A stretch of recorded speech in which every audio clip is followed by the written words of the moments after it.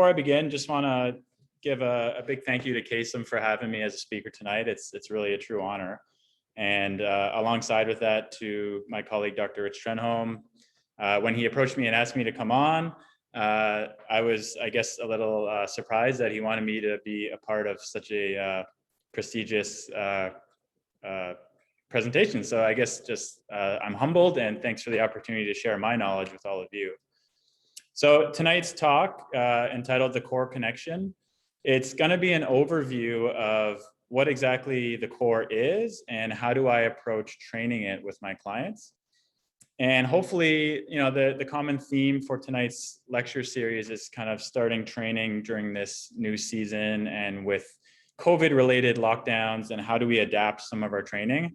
I think tonight's talk on core training will hopefully give you some ideas and tools to approach your training maybe a little differently this year.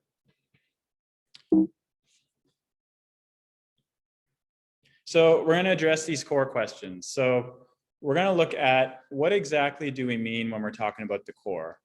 Now, sometimes this can be different from one person to the next, or whatever sort of healthcare professional you're talking to. Some people think it's just the abdominals. Some people think it's the hip. So we're going to try to define and agree on some terms. What are we talking about? And then we're going to look at why is the core important? Why are we even having this discussion to begin with? After we talk about that, let's look at how do we test someone's core? How do we know if it's weak or if it's strong? And then we're going to look at ways on how to strengthen it. As a disclosure, I have not received any sort of financial funding or anything that would present as a conflict of interest. And the contents of this presentation is developed merely from my professional training as a therapist and through some continuing education courses I've taken. So on to the good stuff. So about me, as Rich said, I'm a certified MovNat trainer. We're going to dive a lot into what that means. I'm also a functional movement systems trained coach, so I've taken accreditation through FMS, SFMA, and their FCS platforms. And early in my career, I started learning more about something called neuromuscular activation. And I received a lot of training through this company called Redcord Neurac. They're out of Norway. And these three systems that I've kind of spent a lot of time and money learning more about, they really guide how I work with patients on a daily basis. So they influence how I assess someone and also how I'm going to prescribe exercises for them. So I'm going to share some of that knowledge with you tonight.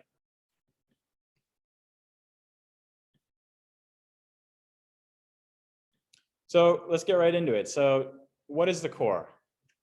If we look at like a basic anatomical level, commonly people will say this includes your rectus abdominals, the transverse abdominis, your internal and external obliques, and then the pelvic floor muscles.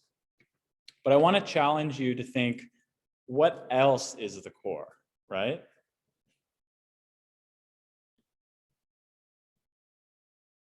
So the core is definitely not limited to the abdomen.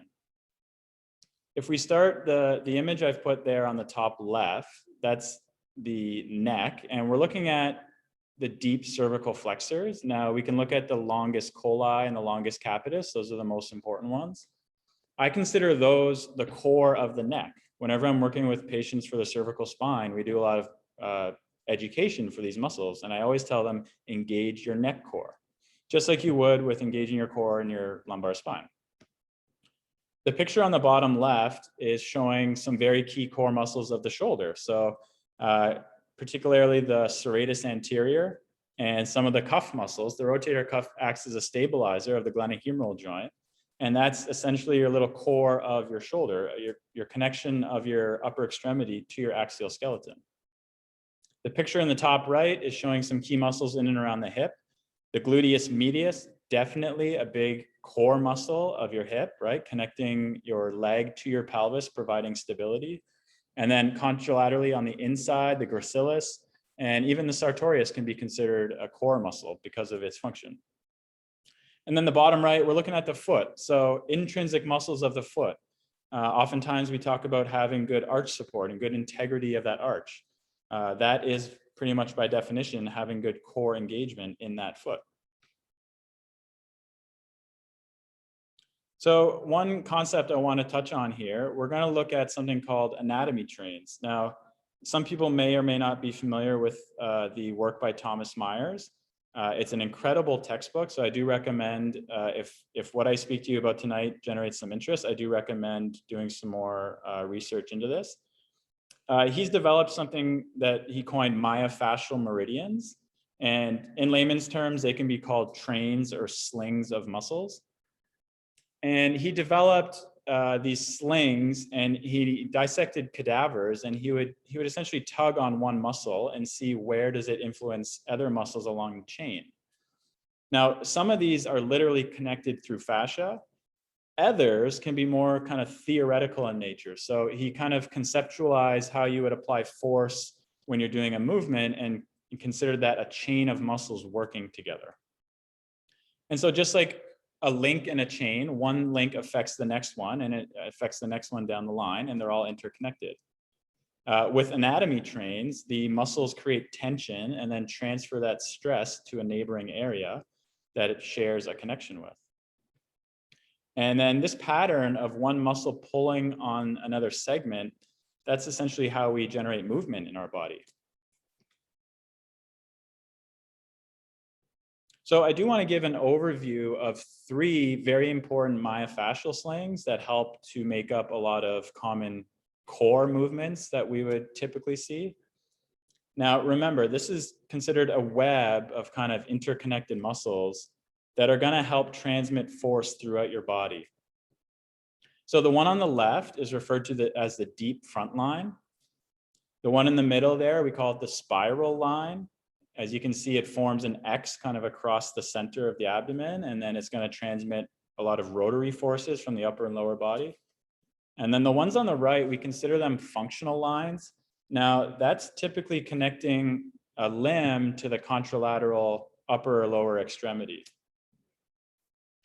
So we're going to dive more into detail as to what these are and why they're important. The deep front line, we could follow it from the bottom of the foot. So it starts as your deep toe flexors. It's going to make your way up the tibialis posterior into the adductors, connects through the pelvic floor, up to your diaphragm, through the mediastinum, and then into your deep cervical flexors. That makes up this entire myofascial chain or myofascial sling of muscles that are kind of deep and internal to you. That's like the real core of the core. Proper use and activation of the deep front line allows us to have good posture. When it's functioning well, the weight of our body is properly aligned with our center of gravity. So if we see that picture kind of in the middle, that's Mr. Bad Posture. He's got excessive lordosis and a forward head. If we try to align his weight through his true center of gravity, we achieve that by activating some of those key muscles of the deep front line. You know, the transverse abdominis, some of the deep cervical flexors to try to help pull the head back. So arguably, this is one of the most important components of your core. This is a very important myofascial sling that I try to address with a lot of my clients. So if we think about it, it's going from your foot to your neck. Now we're looking at the spiral line. So that starts the splenius capitis on one side of the cervical spine to the contralateral rhomboid. It's a little hard to see in that small graphic on the top right. It crosses the midline at the serratus anterior down through the opposite side oblique, coming down the TFL, down through the IT band, down to the tibialis anterior, peroneus longus, and back up to your biceps femoris, and then all the way connecting into your pelvis. So when I look at this sling of muscles, I really can't help but visualize a golfer swinging a golf club. I'm a golfer myself, and I really appreciate this spiral line in action when I think of a golfer swinging. So I wanted to show that to you guys.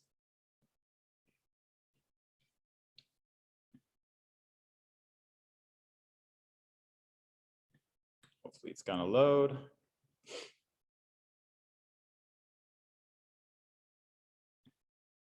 Or not. Well, anyways, golf is a very rotary-based sport. No. Should come up here, right? Yeah, it's okay. is playing on their screen. Are you capturing just that? Yeah. Okay, it's on the presenter. It's on the screen that came up to the side. Oh, okay. Let's see here. Sorry for that. Take a second if you want to switch it over. Oh, here we are. I got it.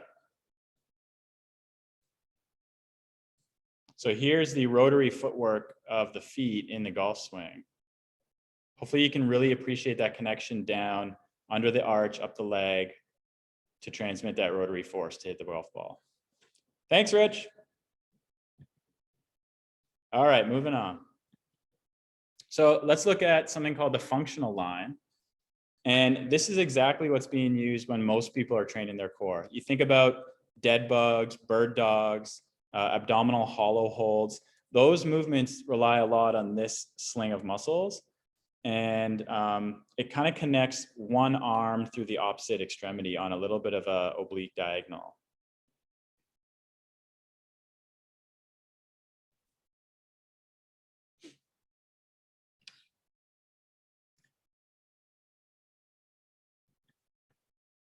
Here's our functional line type exercise, the abdominal hollow hold.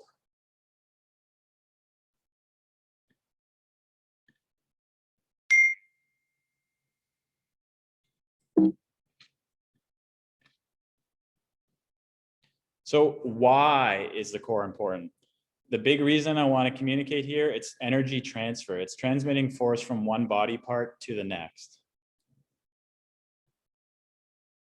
I also want to talk about muscles being categorized based on their roles. So to really simplify it, we have two roles in the body of the muscles. They're going to be either stabilizers or they're going to be primary movers. Now, the characteristics of these muscle types will help guide how we train them. For example, a stabilizer muscle, it needs a long duration activity with a relatively lower load. It fatigues later compared to a primary mover, which fatigues quicker.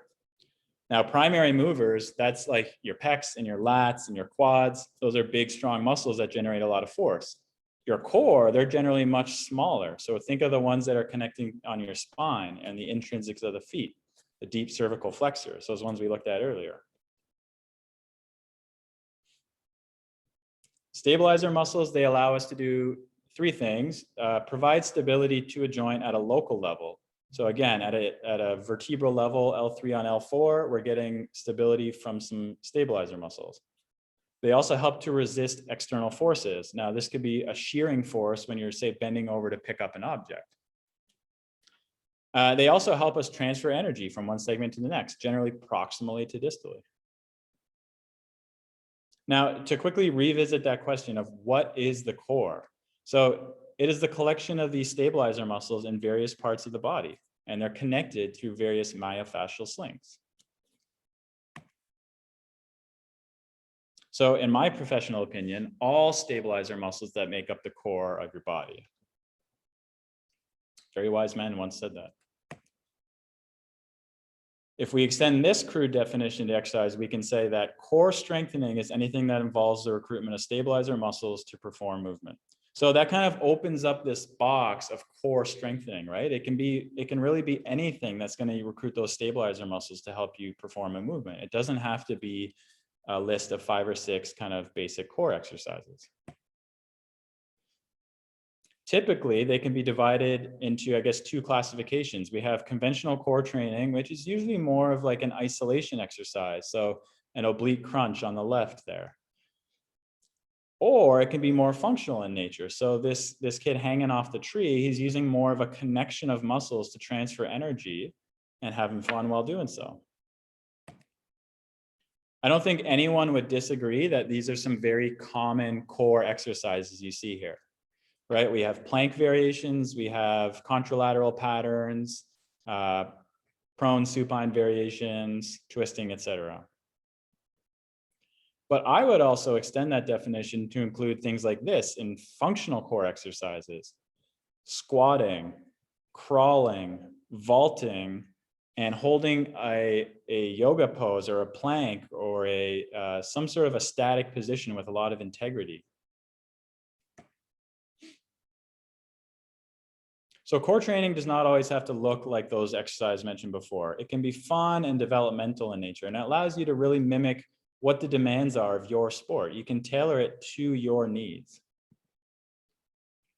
So let's move on now and look at how do I assess the core? So I use the FMS, and it includes, those of you who aren't familiar, it's 7 really quick, easy screening movements. 2 of them are mobility focused, and the other 5 are looking at stability and motor control. Now, those ones that the arrows are pointing at are really ones that I choose to look at for a lot of core integrity. It's the trunk stability push-up, number 6, and rotary stability. So those look at really 2 different components of core.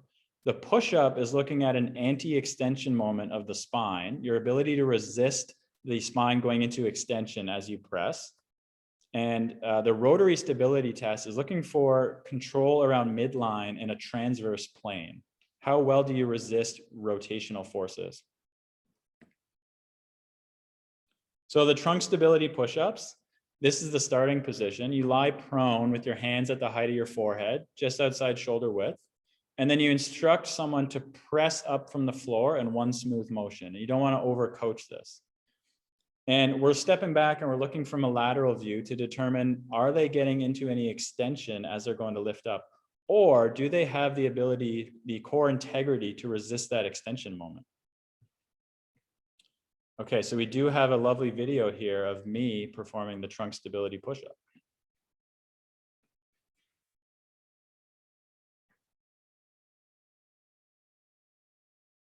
And I think I did fairly well there.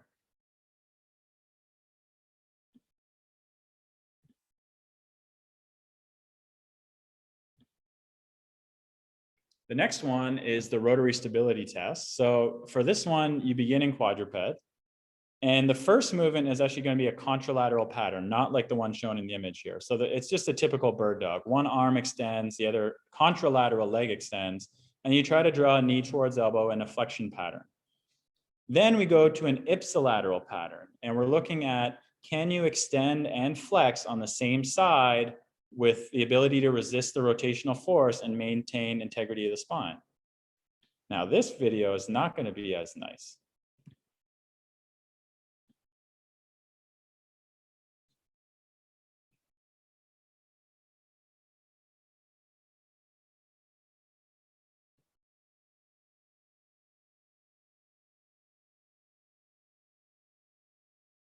So I do okay with the contralateral pattern. When it comes to ipsilateral, there's going to be a lot of compensations here.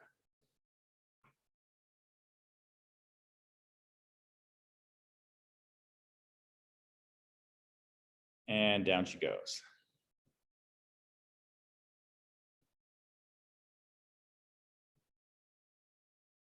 A little better on that side.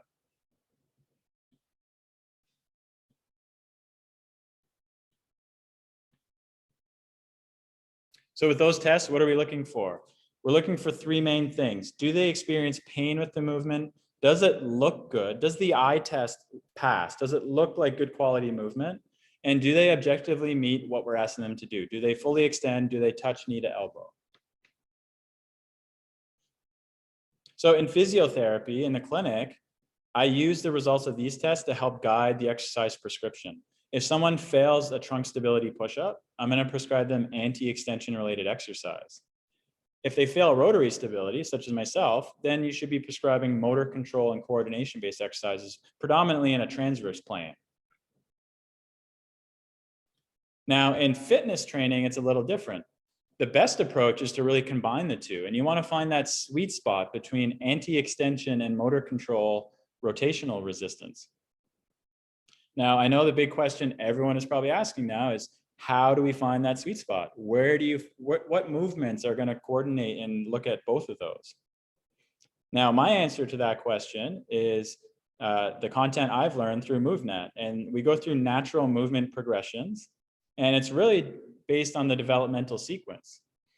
The list on the right goes from the top down: ground positioning, getting up, crawling, walking, lifting and carrying, throwing and catching, jumping and climbing. Now, these are all movements that are very innate to us as human beings, And you can watch infants and toddlers go through these progressions really without much coaching or cueing. It's really just part of our DNA. What are the benefits of choosing natural movement? First of all, it's fun. It can be way more fun than doing typical core exercises. It's very safe. Now, keep in mind, our bodies are meant to do this, right? We're not doing extreme core movements that sometimes you see in the gym, standing on a Bosu ball, juggling, risking an injury. It's safe for everyone because it can be scaled up or down depending on your ability level. It's minimalist in nature, so it doesn't really require a lot of equipment. And most of that equipment, if anything, can be found in nature, such as a tree trunk. And it's very effective. It builds your competency in very important movements that you will use during your day and probably in your sport. And we can see a nice little graphic there of Dr. Trenholm enjoying his time on the balance beam.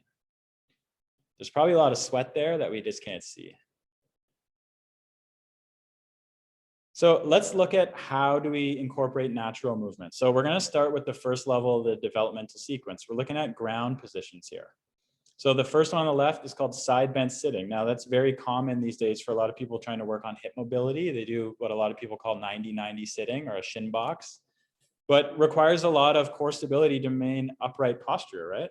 And as you can see in the middle picture, a nice erect trunk there, that's conscious engagement of very important core muscles.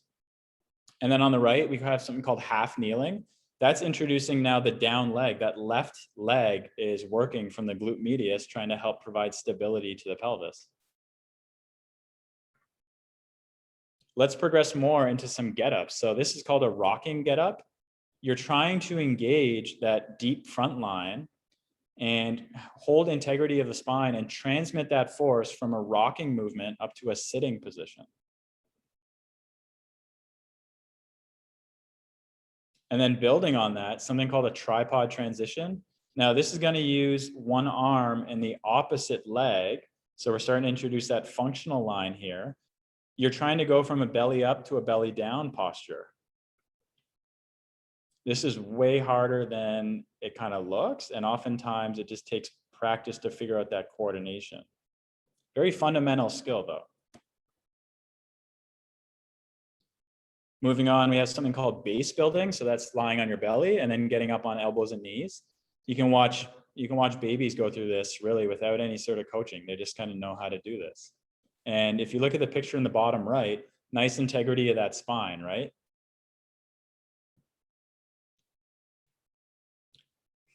Building further complexity here. So a get up using your legs in kind of a scissor fashion. We call this a cross squat get up, coming up and down without using your arms.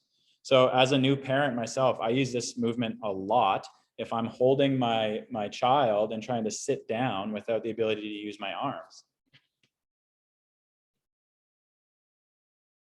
Then let's look at crawling. So now we're getting more and more advanced, right? We're adding more challenge to the system. So foot hand crawling with nice postural integrity of the spine. Again, that functional pattern, one leg to the opposite side arm. Then go on belly up crawling. So we call this the inverted crawl. The same sort of reciprocal patterning we see here. From a gait perspective, we can work on stepping over or under obstacles, either forwards or sideways. Now, the ability to step over an obstacle, you have to shift your body weight onto one limb in order to fully support your weight, and then you free up the other side. So we're introducing hip stability on one side as you shift and lift to the opposite side. Some lifts and carries here. So the front rack position on the left, or a shoulder carry, that's more of a ipsilateral load. So it's going to challenge more of that rotational sling that we looked at. A chest carry and a farmer's carry. These are all just different variations you can incorporate. And then going to balancing, you can balance on a 2x4, as Rich mentioned at the beginning. You can make it super fun. You can close your eyes. You can carry objects. You can try to turn around in place, working a lot of those intrinsic foot muscles, right? So this is a foot core exercise working its way up that chain into the hip. And then maybe a little bit more conventional core here, some rotational throwing using a lot of your obliques, transmitting that force from the left side to the right side of the body, or forward throwing, more of like a thruster type motion.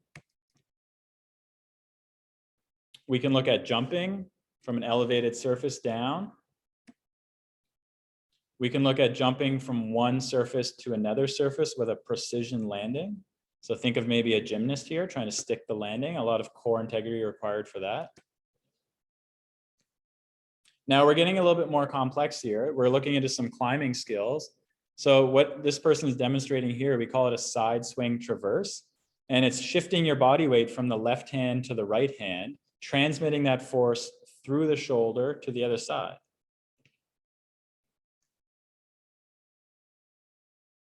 And then lastly, this is called the arm and leg hook. So this is more of a ipsilateral pattern, trying to hold one arm in the same side leg.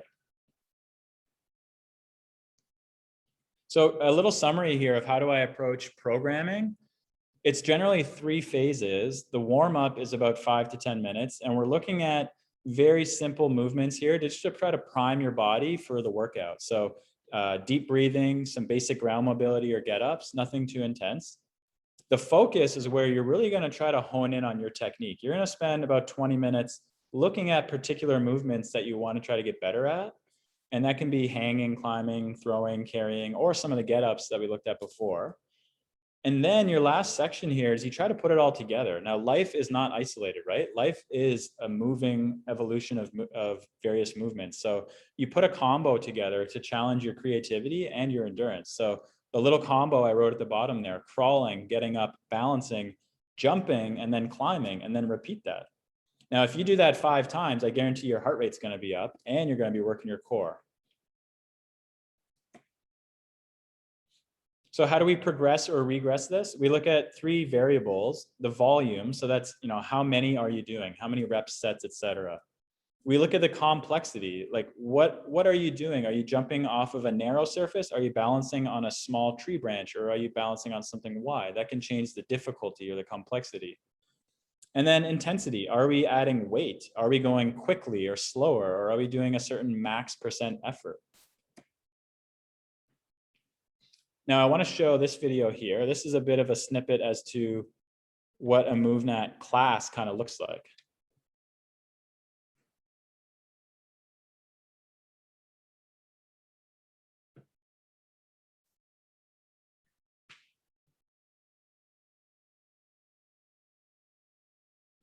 So various skills trying to be integrated here. We're doing a bit of like a circuit here.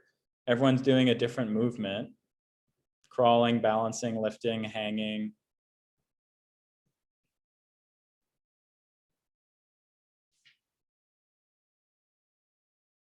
Carrying weight, various forms of crawling, having a lot of fun.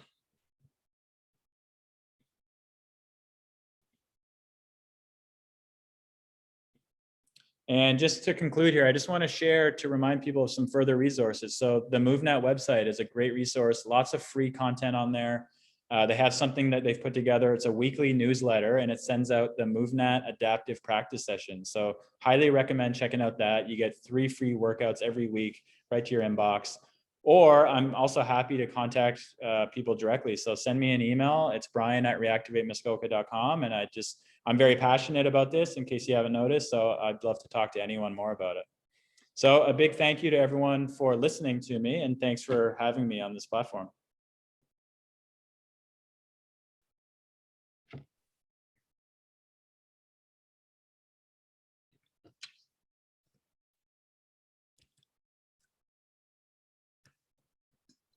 Rich, I think you're on mute. That's like rookie mistake from last week. I unmuted myself on Zoom, but then my stupid mic was muted. I tried to keep a double level of protection here. Anyways, thank you, Bryan. That was an amazing talk, and I think that some of the most amazing results I've seen with respect to movement-based rehabilitation has come when those anatomical slings come into play. And when you talk to an athlete, I find that, and jump in at any point here, I find that when you talk to them about the core as a power transfer unit to enable the limbs to perform the movements that they want, it makes some light goes off in their head that they're like, oh yeah, like now, and they go away, and some simple cueing, it makes big difference with their injury rehabilitation program and technical. And I've had like people come back and say, oh, like I've actually like gotten faster with such a small change. I can't believe it. And like my pain's gone. It's really kind of incredible. So anyways, I'm manipulating this, and I'll just go right to the Q&A here. So Roger Hobden said, the IPSY lateral rotary test evaluates also the ability to shift towards the polygon of support. So I think it's more of a statement than a question, but I've got one here from anonymous attendee saying, do you have a version of MovNat suitable for more senior patients? Sure, so that's actually a great question. Intuitively, I want to say that movement is for everyone, regardless of age or condition. It's just a matter of how you want to scale that. So, I mean, I have some clients who just literally can't get down to the ground. It's not an option. So we work on modifications in a lot of standing positions. So movement, don't forget, it's fundamental to everyone. It's just a matter of how you want to scale it. Now, MovNat did come out with a course dedicated to seniors. So for more particular details, you can look into that. And yeah, and if you have any questions or you want more information about this, I've seen Bryan has run programming and workouts for seniors, and they love it. It's just different than most of the exercise classes that they would get through the VON or through their typical seniors community, and you just see their faces come alive because they're doing something that's fun. It shows them that they're capable of doing things. So reach out to Bryan. I put his email in, or I will put his email in the chat for everybody if you want to reach out to him. So Eamon Ben-Krira said, thank you. How well do you think an athlete with a set pattern of movement inhibiting or not using stabilizers can integrate their use in a routinely muscle memory built and hammered in movement? As in, if it's been used the same way for 10 or more years, does working on the stabilizers actually permit better use or performance compared to just feeling weird?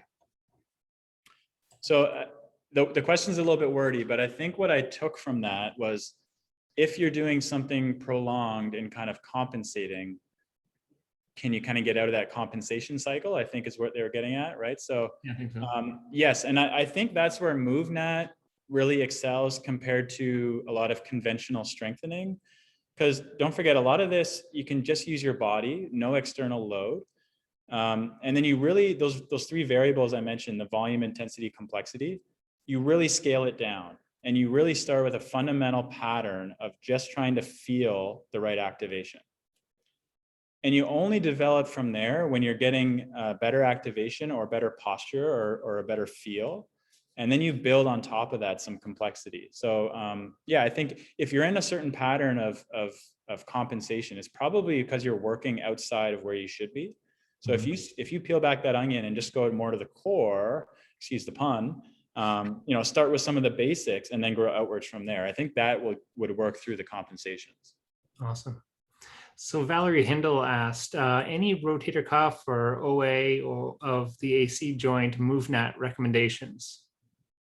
Yeah, I love this question because I see a lot of my physiotherapy patients with these same complaints. And I'll tell you the movements I integrate with them on day one.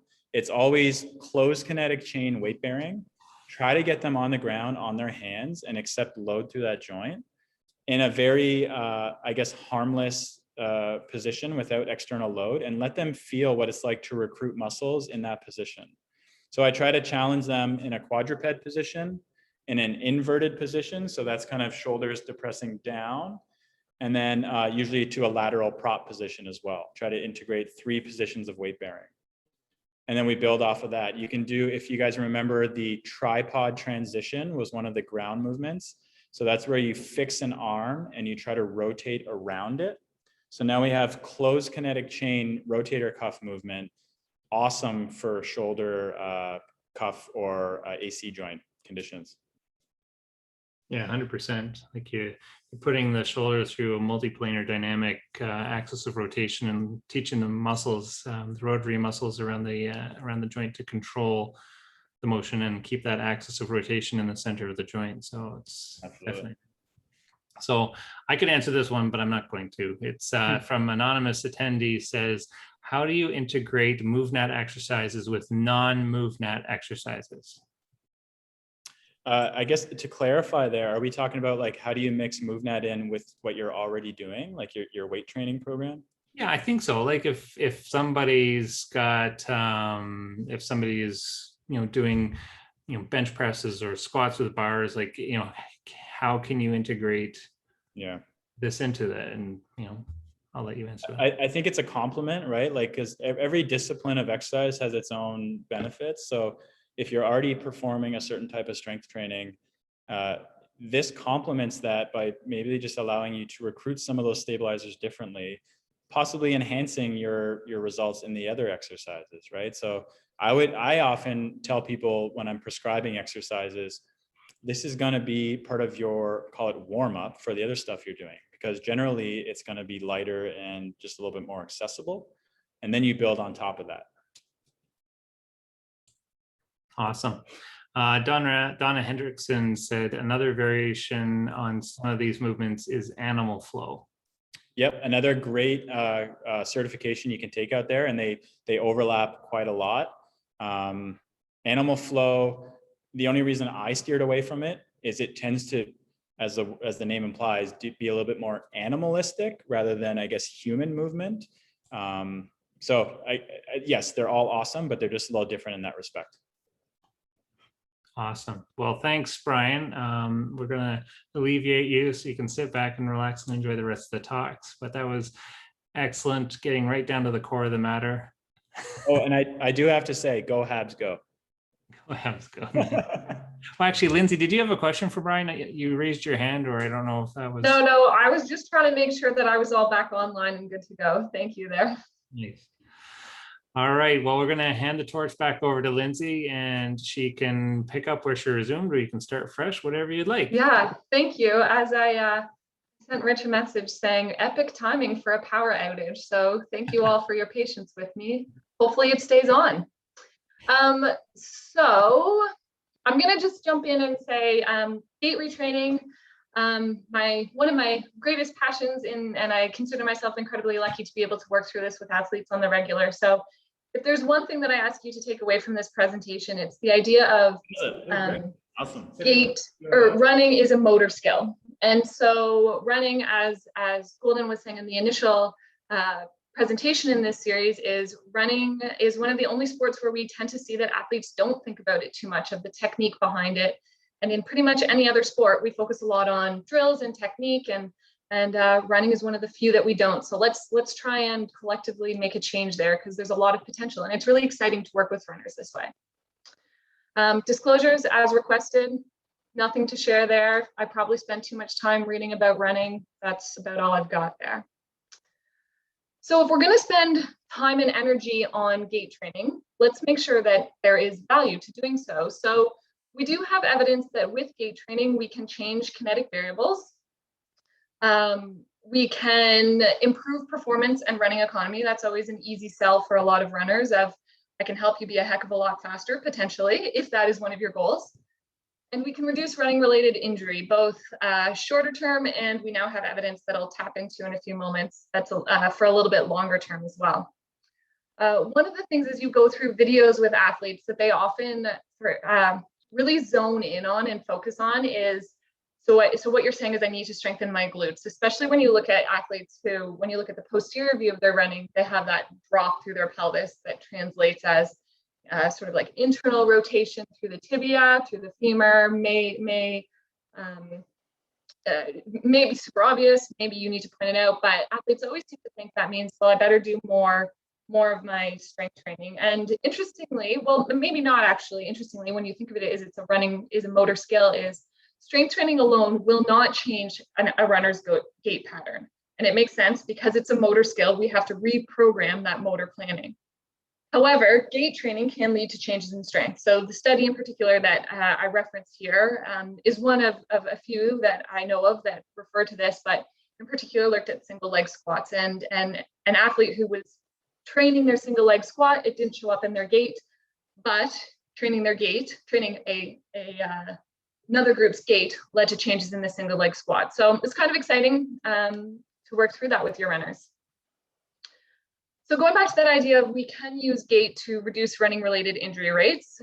So this study in particular came out a couple of years ago now, and those of us who work a lot with runners were super excited about this one, largely because it was one of the first that looked at a longer term sort of follow-up with athletes. So typically the research in this area focuses on, sort of 6 to 8 weeks, often on runners who, in particular, there's a lot of research with patellofemoral pain syndrome, but this study looked at healthy runners versus and they had a control group and then a group that went through 2 weeks of gait training.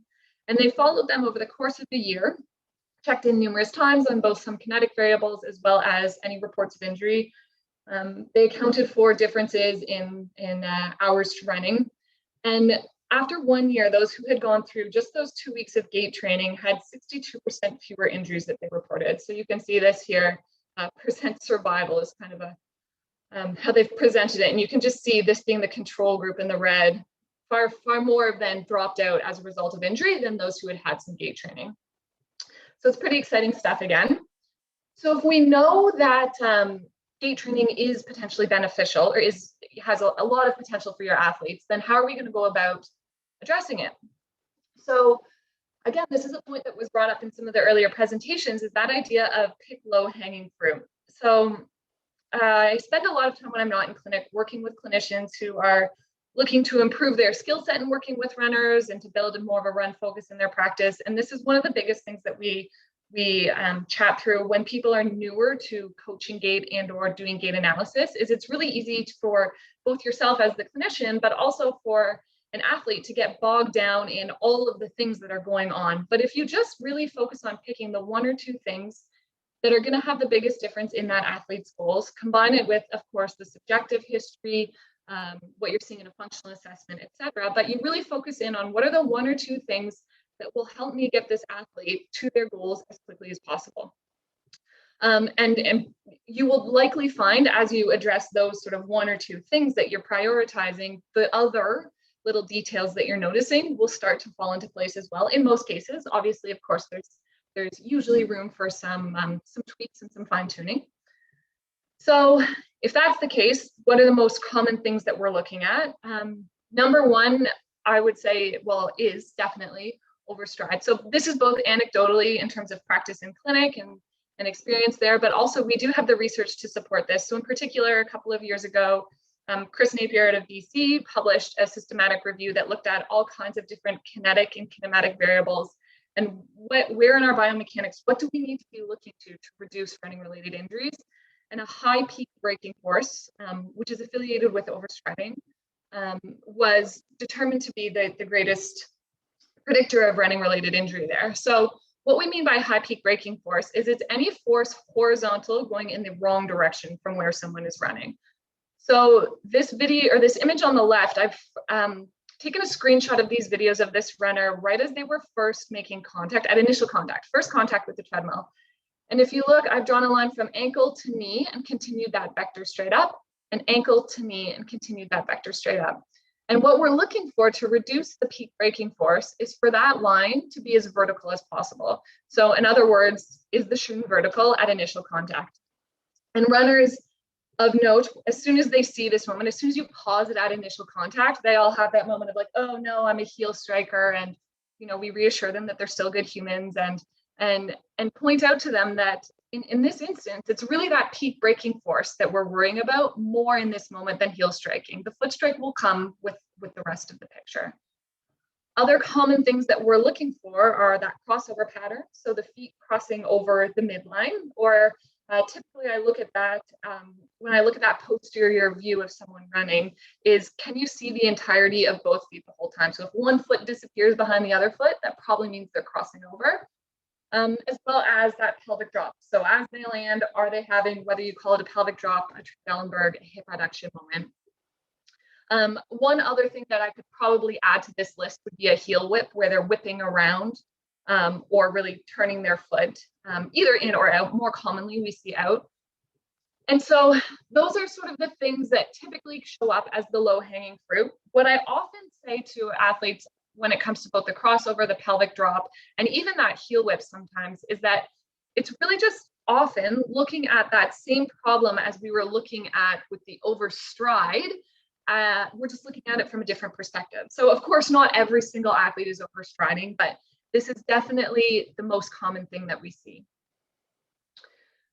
So again, going back to that idea, like I said, of running is a motor skill and we need to treat it as one. And we're going to go through what that means and what that looks like. And when I'm working with clinicians, we often talk about this being your secret sauce. So this is what truly differentiates a run specialist from someone who's sort of trying to figure out, is trying to figure out different strategies and that sort of thing, but not necessarily super run focused in their practice.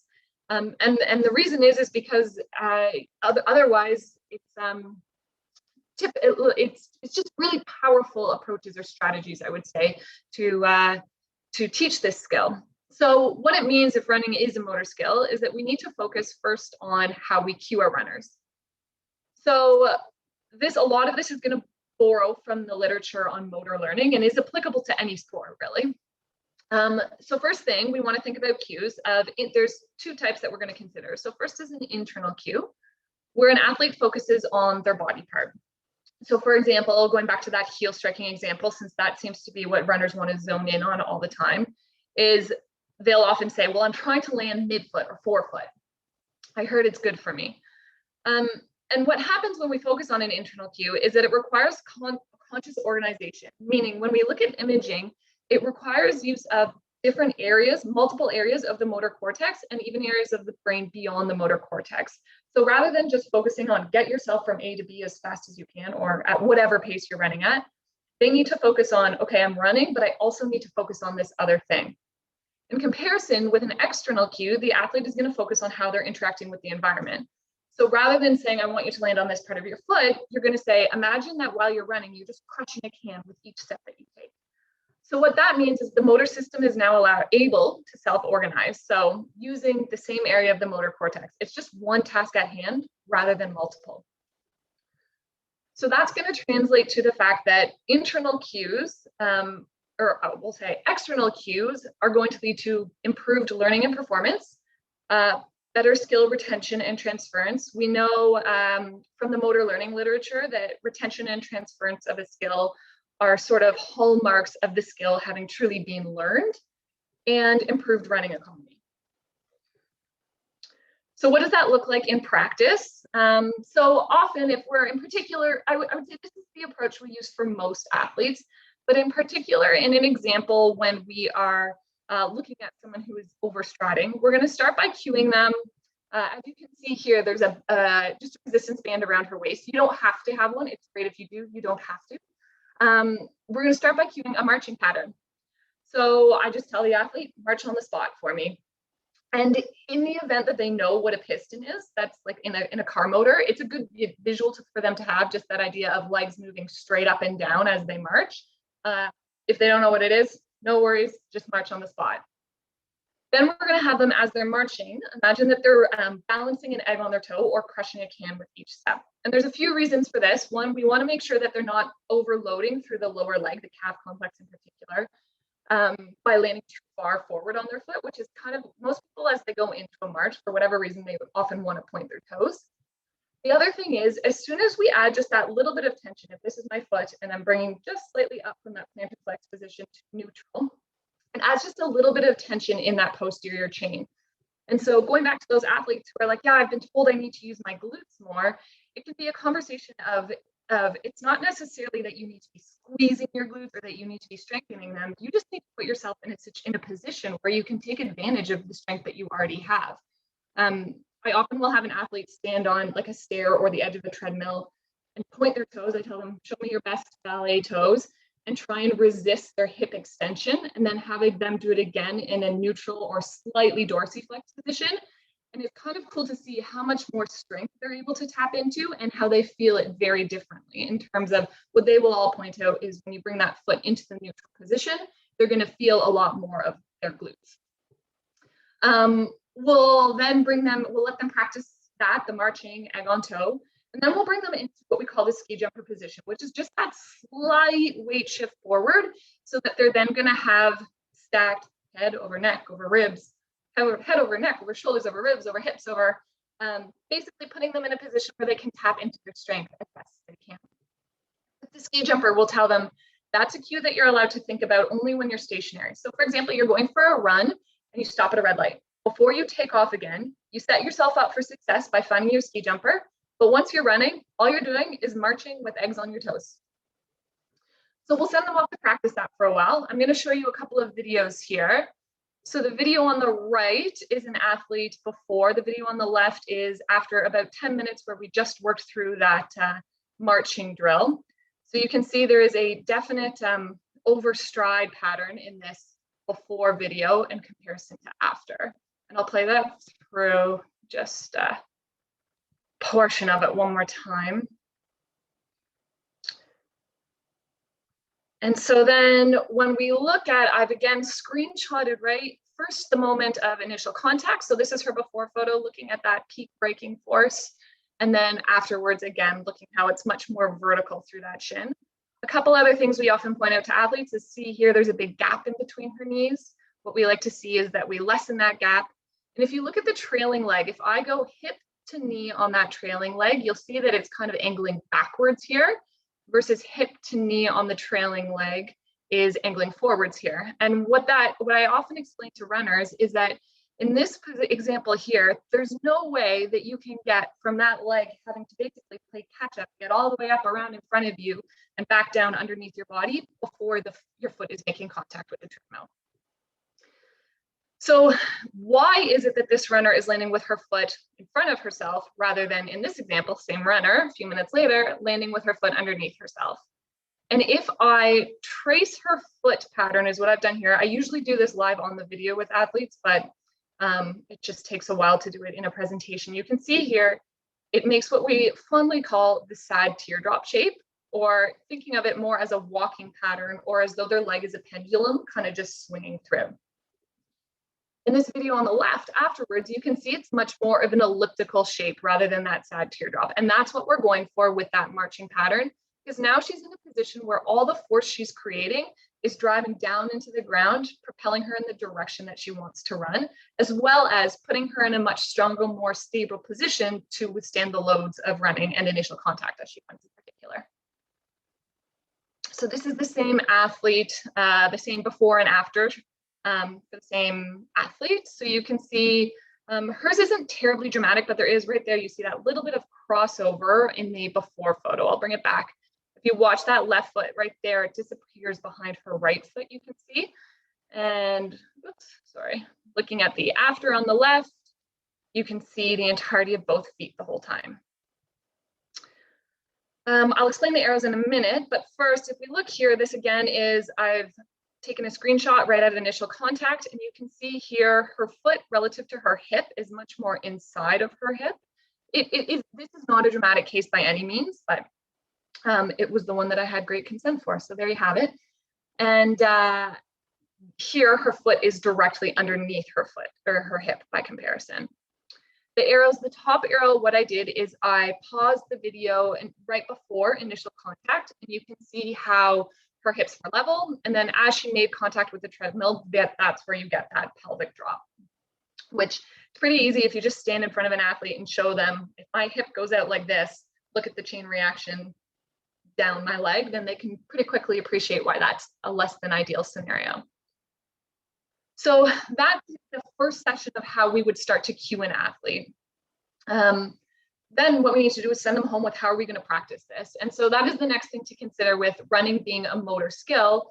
What is it that, how can we set them up for success when they go and practice? So we know that we do not learn a motor skill when we are in flow state. It doesn't even, depending on how you define flow, when we are running without focusing, you throw your podcast in, you throw your music on, whatever it is, you're not going to learn in that environment. What we need to do is create a scenario where you are forced to respond in some way to your environment. So that means that we need to build the drill or the skill in throughout your run. So with that athlete, after going through that drill, what I said to her is, before you go for your run, you're going to march on the spot, thinking about those same cues, eggs are on your toe, for about a minute. Then you are going to take that into a running march for, we'll say, 3 times 20 seconds, just marching on the spot, just to remind yourself of those cues, reinforce it. Then when you go for your run, you're going to spend the first maximum 1 minute, 30 to 60 seconds of every interval that you're running, whether it's, break your 5K into 1K intervals, or if you are doing, a tempo run, whatever it is, break it down so that the first 30 to 60 seconds are really focused on those cues, or basically building the drill in throughout your run. And we do it this way for a few reasons. One, because we want to force them to have to focus on and off, and refocus. I say to a runner, if this is how you typically run without focusing at all, and this is what you look like when you run just like I just cued you, what we're really trying to do is not ask you to run like this, or like you just showed me, always and forever, every step you take. We're trying to kind of gradually move this hand in this direction as you figure out what your sweet spot is, because again, there's no such thing as perfect running form. As well as we want you to have time where you hang out kind of in this zone. So that 30 to 60 seconds after you forget about it is probably your best running. The other thing to consider is also just anytime you make a change, you're changing the load on the body. So we also just really want to make sure that we're being conscious of not creating an opportunity for an injury to develop here.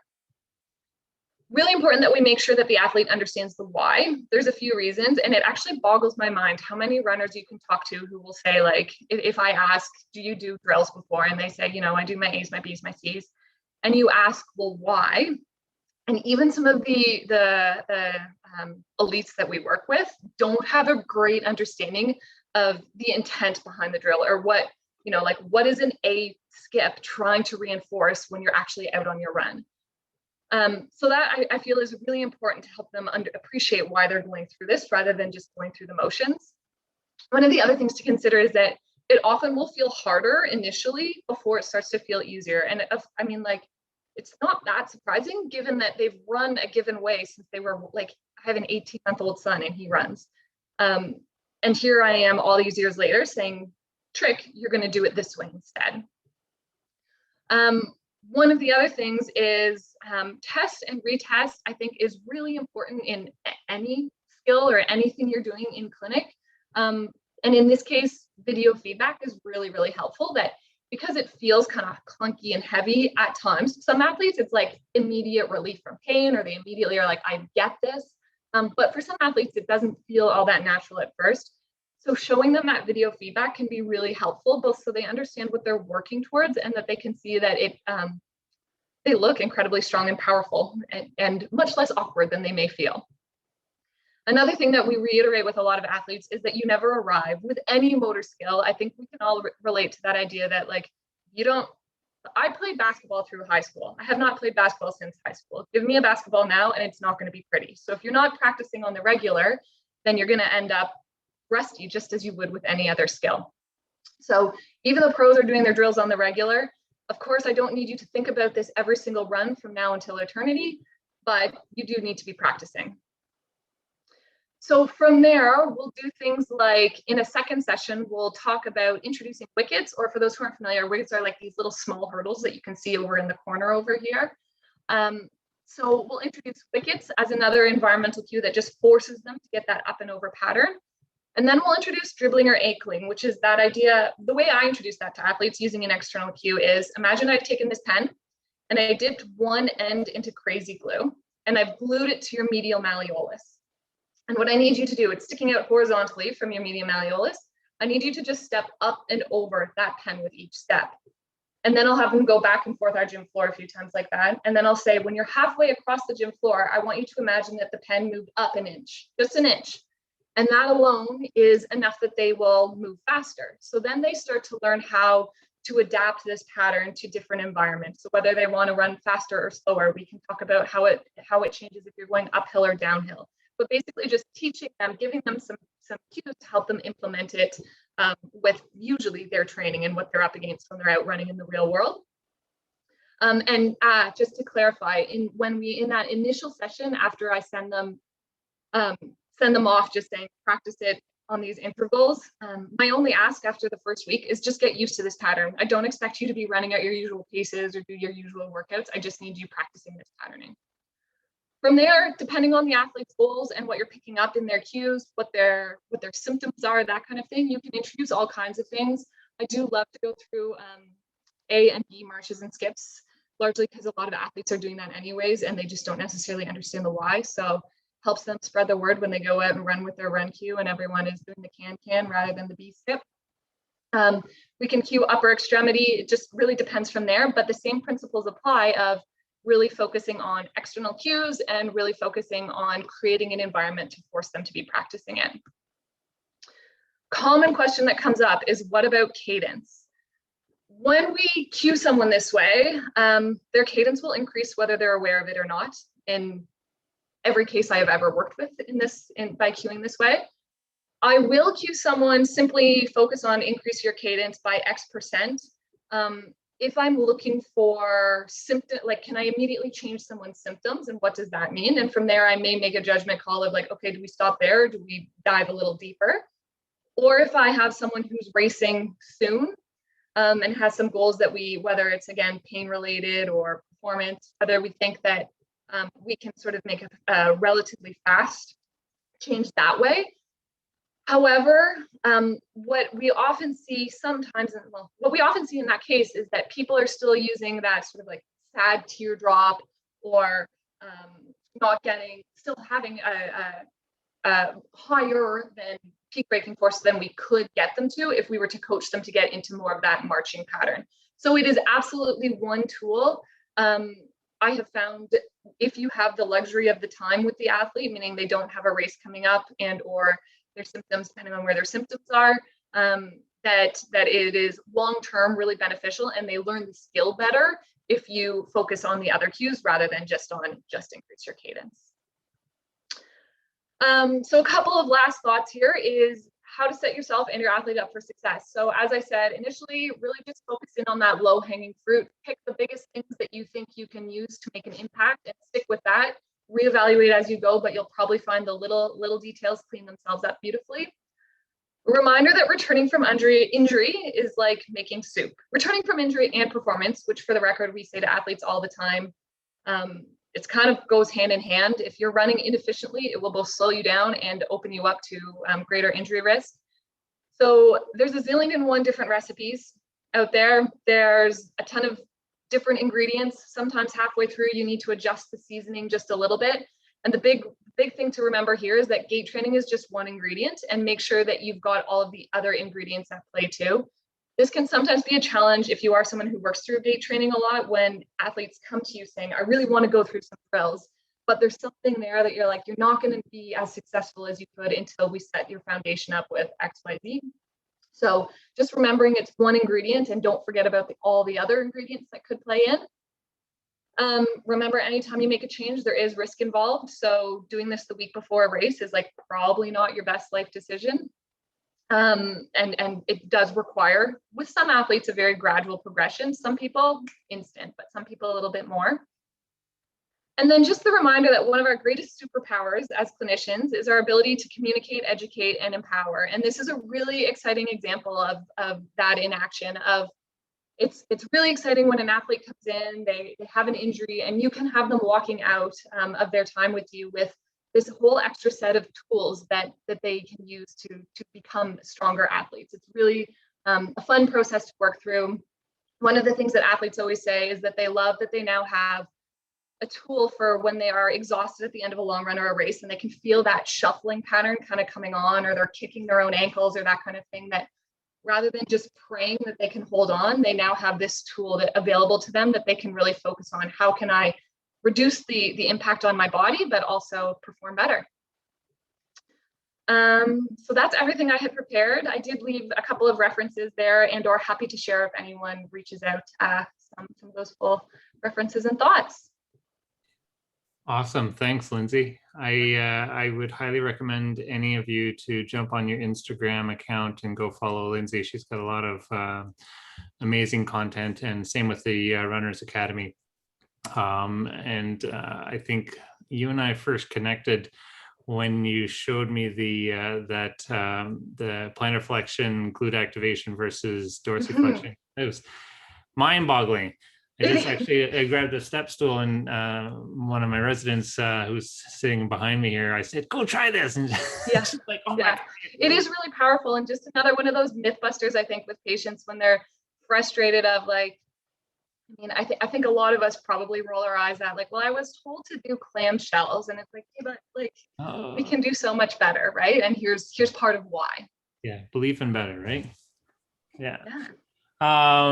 Okay, got a couple of questions here. One from anonymous attendee saying, for having recently worked on an overstride fixing, once you start fixing it, it feels like I'm running on the spot. Very frustrating. That's interesting. That's one that I haven't heard before. I would wonder if you are running on a treadmill or not. And I would encourage you, if it is on a treadmill, I would encourage you to try out and about in the world. Let's see. Oh, she's not. She says not. Not. Okay, cool. We need to talk. Yes, you can see on the screen Lindsay's contact information. Yeah. So Roger has a couple of questions. As runners transition from one running method to another, which hopefully they're not doing too often, are there any typical transient painful symptoms that arise? Yeah.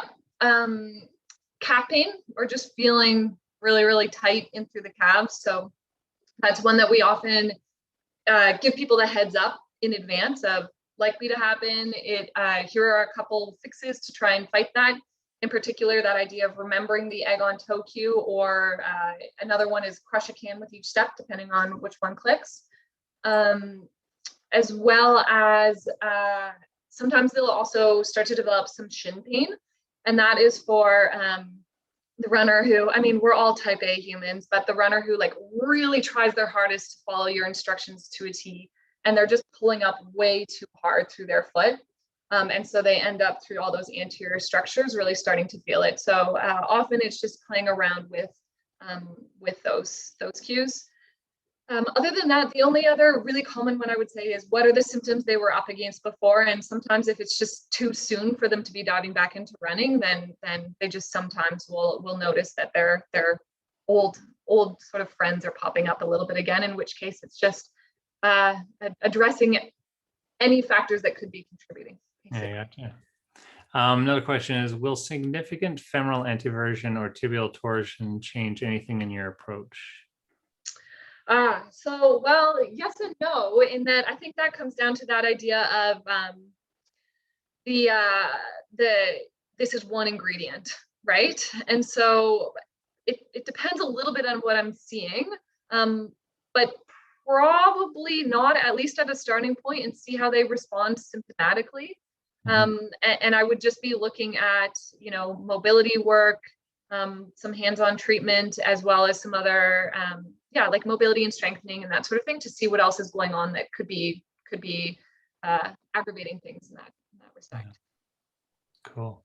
Yeah, I find, when I'm teaching residents and trying to encourage them to look at, like, people come to you for either dysfunction or pain, and if you're doing static tests, examining joint A, B, or C, it takes more time to do a low yield or lesser yield physical exam than if they're a runner. They get them on a treadmill, watch them run for 2 to 3 minutes, and honestly, like, the more you watch, the more you'll see. It's almost like the Matrix when the bullets are flying at you. Everything sort of slows down, and you can sort of pick things out. And it's a physical exam skill that's not taught very well in medical training, even in rehab training, and widely underutilized by clinicians. So yeah, physios as well, I would say. I think chiros, physios, it's listen, there's a lot we need to learn in school, and it's never prioritized. So exactly. The El Presidente of Chasm, Margaret Burkhart, says, how important are upper body movement patterns with running problems? Do you often have to address this, or is it not so much? Yes. Again, it depends a lot on the athlete, their goals, their symptoms, that kind of thing. A couple of things that we will see, if there's someone who's not moving well, in particular through like their T-spine and that area, then you will start to see them, we call it chicken winging, as they run. And you might start to see either over or under rotation as they're running. So that is definitely one that we address pretty quickly to allow them to move better through their gait cycle. And then certainly from a performance perspective, we can start to get finicky about what we would like it to look like. Runners definitely also in the winter, I treat a lot more necks and shoulders because runners are just like this. So it can be as simple as that of it's cold, we're all more tense. So reminding people to relax through the upper body, but I would say the most common one that we need to actually treat is just that T-spine and even moving into the TL junction. If they're not moving well through there, then they struggle to get a good sort of like counter rotation. And then we do sometimes start to see things like SI joint discomfort, or where they're just, again, struggling to accept that load. So initial contact, you start to see a little bit of that pelvic drop as well. Well, that goes into Bryan's talk that you timely missed with the anatomical slings. Yeah, exactly. There's a reason why you drive your contralateral arm back to drive the opposing side up. You're engaging those slings. So you and Bryan should get together for some hang out, have a coffee. Yeah. Okay, so thank you so much, Lindsay. Your wealth of information, and thank you so much for doing this talk. And by all means, everybody should go and follow her on Instagram and jot down her email address to contact her if you have any specific running related questions. And thank you. Hey, and next up, the one, the only, Alex Hutchinson. So Alex is a science journalist who writes about endurance sports for Outside Magazine, Globe and Mail, and Canadian Running Magazine. Hey, I was right. I thought it was a running magazine. He's also the author of the current book that's on my bedstand that I'm reading right now, Endure, Mind, Body, and the Curiously Elastic Limits of Human Performance. And before becoming a journalist, he ran middle and long distances for the Canadian track and cross-country teams. So Alex, thank you so much. This is our conversation, I guess, about having you come onto the podcast was spawned by a recent article that you wrote for I think it was for Outside Magazine. And so I'm going to let you have the floor. So thank you so much for joining us and our great nation of sports rehabilitation specialists and enlightening us with your vast knowledge. All right. Thank you so much for the most effusive introduction I've ever had. That's I'm feeling like I'm 8 feet tall right now. So thanks, Rich. And thank you so much for the invitation to be part of this. And it's been very cool. I really enjoyed Lindsay and Bryan's talks. This is okay. Let me just sort out my screen sharing here to make sure I'm going to be able to actually talk to you. Rich, give me a thumbs up if you can see my opening slide. 100%. Excellent. Okay. So this is probably the first time in history that I've been glad to be giving a virtual talk rather than an in-person talk, because if it was an in-person talk, you'd be looking at me and thinking, why the hell would I take advice on strength training from this guy? But you can't see me. So as far as you know, I'm jacked. So here is my advice on strength training for endurance athletes. So I'm going to give, we've had a couple of talks from Lindsay and Bryan that are very, very practical and giving, great clinical advice.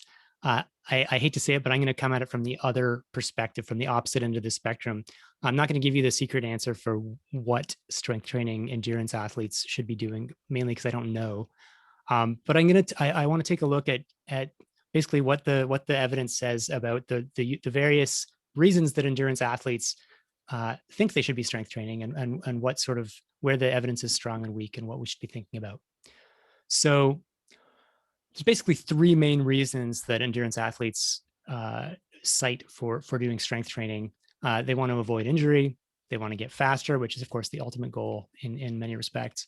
and they want to, well, I put here slow aging. There's a couple of things I mean by that. One is to, in a competitive sense, slow the sands of time and not slow down quite as much, but also in the more holistic sense to reach a ripe old age and still be able to, get up out of a chair or get out of the bathtub, things like that. So those are I think the three main buckets that I think of, at least. And so that's what I'm going to divide my talk into.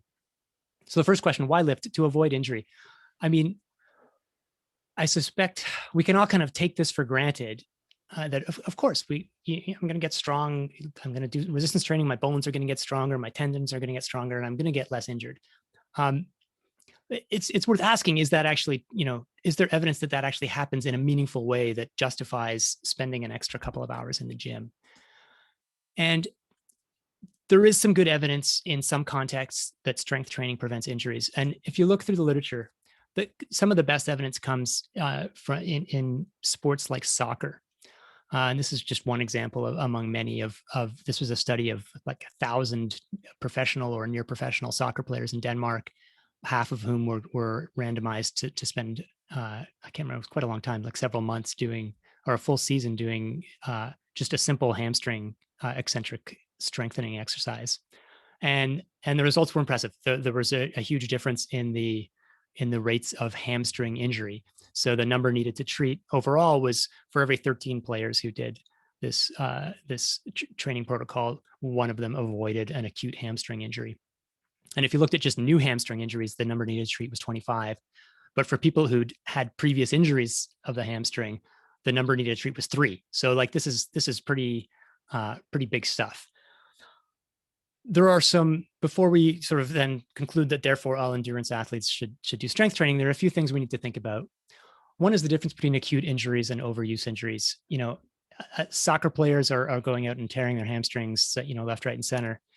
Endurance athletes do get acute injuries, but it's certainly much more common for them to be dealing with overuse injuries. And the risk factors are quite different for a stress fracture compared to tearing your hamstring while you're trying to leap through the air and do the scissor kick or something like that. So that's one question. And if you look at the literature, there are a few studies that try to look at overuse injuries. None of them are particularly relevant to endurance athletes. Most of them tend to be with military recruits marching, and you can make the case, but it's not a super strong body of evidence. Another thing is the difference between general and targeted strength training programs. So we've got these soccer players. Soccer players get a lot of hamstring injuries. We're going to have them do hamstring strengthening. Is that what we want to do? We want to identify, well, triathletes should do these 2 exercises and runners should do these 4 exercises. Or do we want to just have a sort of rounded general strength training program that do all this, we're going to make your whole body bulletproof, which of course is ideally, you want to do that in a perfect world, but time is finite and energy is finite. So you kind of want to pick your battles. And that's related to the question of can you predict injuries? So again, going back to the soccer hamstring thing, they've done other studies where it's like, okay, forget the intervention. We're just going to measure everyone's hamstring strength at the beginning of the season. And then we're going to follow these professional athletes over the course of several years or several seasons. And sure enough, the athletes who test with the weaker hamstrings are more likely to develop hamstring injuries than the athletes with stronger hamstrings. So you can say, bingo, we know that people with weak hamstrings get injured. We strengthen their hamstrings. They're less likely to get injured. The problem is there's a big difference between an association, a retrospective association, and the ability to prospectively predict injuries. And so really, if you dig into that data, what you find is, okay, the people with weak hamstrings have, let's say, a 30% chance of, I'm just making up the numbers here, but let's call it a 30% chance of injuries. The people with strong hamstrings have a 25% chance of injuries. So that's great.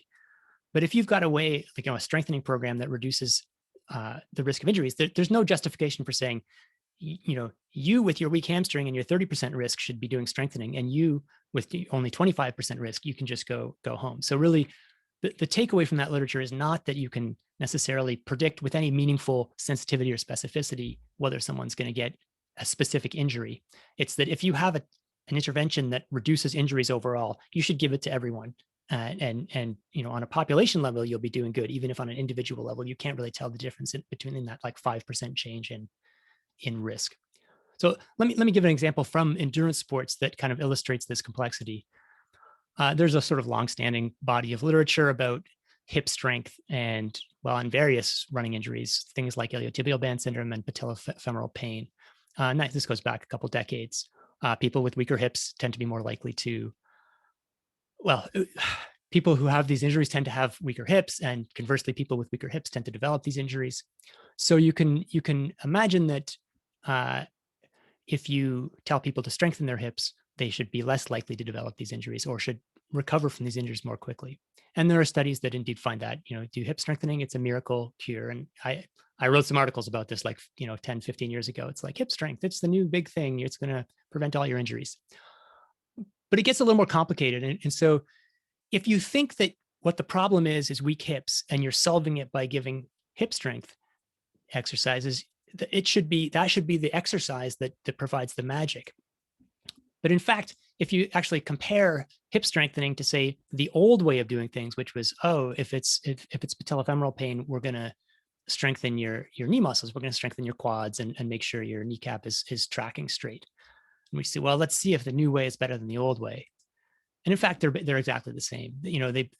People get better, but they get better at exactly the same rate, which should make you question whether you really understand why people are getting better, how people are getting better, or whether this is really a question of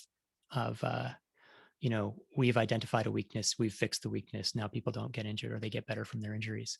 So I don't mean to be too kind of nihilistic here and say we don't know anything, but I guess I would just be, in terms of what the evidence level is, for endurance athletes, there's not a whole lot of evidence that any specific exercise or strength exercise is going to be linked with a measurable reduction in any specific injury. Now, for people who actually deal with real live human athletes, which is probably most people listening to this, everyone encounters situations where it's like you can see that runner's injury coming from a mile away, whether it's from some particular weakness or imbalance, or whether it's because they had Achilles tendinopathy last year and they had it the year before. Like, they're going to get it this year. And so of course you're going to try some targeted strength, whether you're going to give them heel drops or some sort of hopping or whatever the case may be, whatever you think is we should be giving strength training. It's logical, but the evidence base doesn't tell you what to do. So it really relies on clinical reasoning and clinical experience, I think. So that's the case for injury. Like, my personal take, if you pin me down, is, yeah, I think it makes a difference to injury, but I think we don't have a lot of evidence to guide us as to exactly what strength training should be done and how to allocate scarce resources of time and energy, because you can't just strengthen everything in the hope that something will help. At least most people don't have the time to strengthen everything. Okay, so that's my spiel on injury. To get faster, that's really what I guess there's a mix. It's what the more competitive group of endurance athletes are really looking for. They're looking for an edge.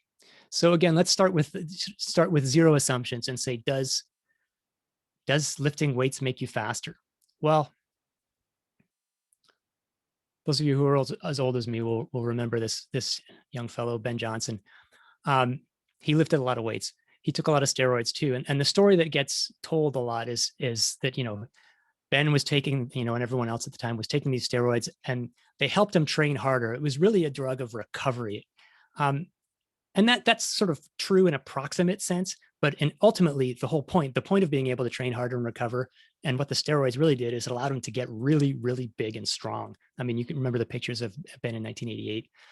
And there's pretty good evidence that getting big and strong does in fact allow you to sprint faster. And I just put up here a little meta-analysis from, I guess from a few years ago now, and this is one of many that support in many different populations. You'll find this association between, if you get stronger, if you do strength training and get stronger, particularly in your legs, you will sprint faster.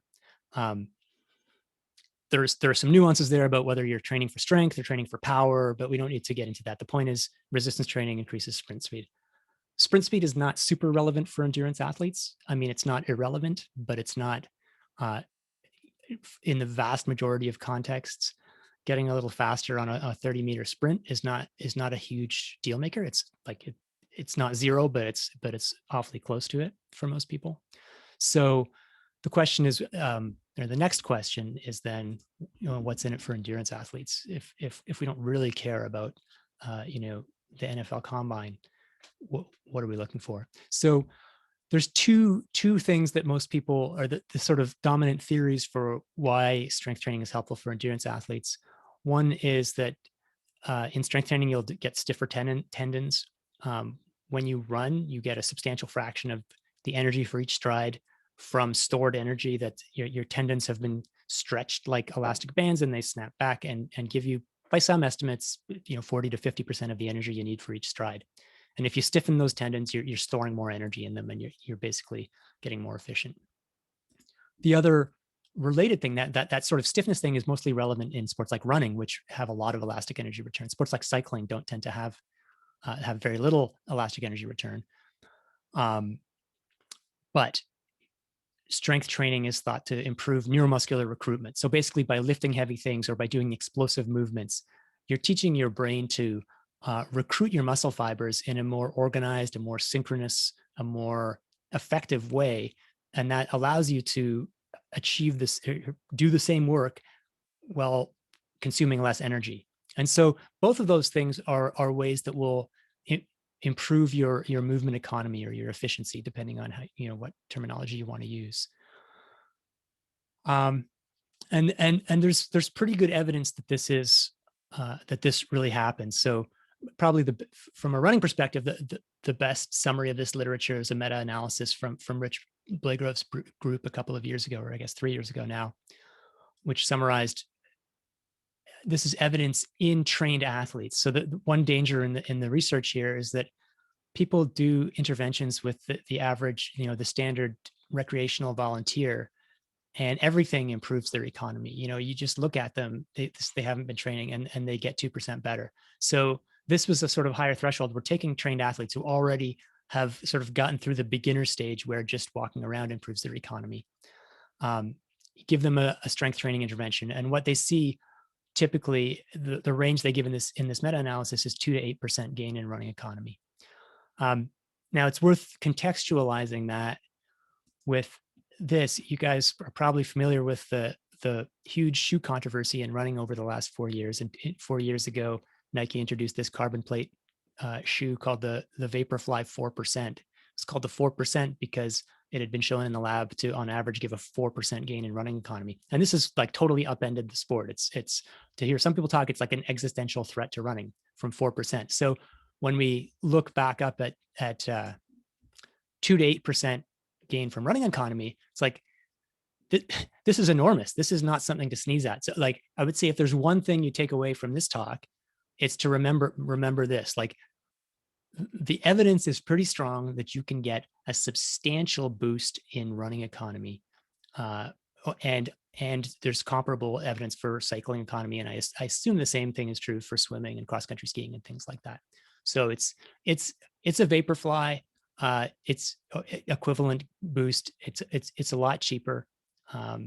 You'll feel better about yourself in the morning. So yeah, so this is pretty good evidence. What modality should you use? This is where you're going to wish that I was giving you actual practical advice. It's tricky because the problem is just about everything seems to work. And so most of the studies use things like heavy weights. We're talking things like squats and deadlifts and lunges, or they do sort of explosive strength training protocols where the focus is on the speed of movement, or plyometrics, where we're talking about like box jumps. You have a box that's 20 centimeters high, you step off it, and as you land, you jump up as high as you can. You do 10 of those for a set or something like that, or things like one-legged hops. All of those work. And in fact, what that meta-analysis I just mentioned goes on to say, here's a quote that I'm going to read in detail to you. In less strength-trained individuals, such as those used in the studies reviewed, any novel strength training stimulus is likely to provide a sufficient overload to the neuromuscular system to induce an adaptation in the short term. And then they go on to add some sort of insult, which is, this is perhaps why strength training is effective even in highly trained distance runners. So they're saying, typically distance runners are so incredibly weak that everything works. It's impossible to determine what the best strength training program is because everything works. if you sort of squint at the data to try and figure out what's best, typically the heavy weights and the plyometrics come out ahead. And these are quite different ends of the spectrum. The heavy weights, you're moving slowly, but you're lifting very heavy to failure. The plyometrics, it's just body weight stuff, but you're trying to go explosively.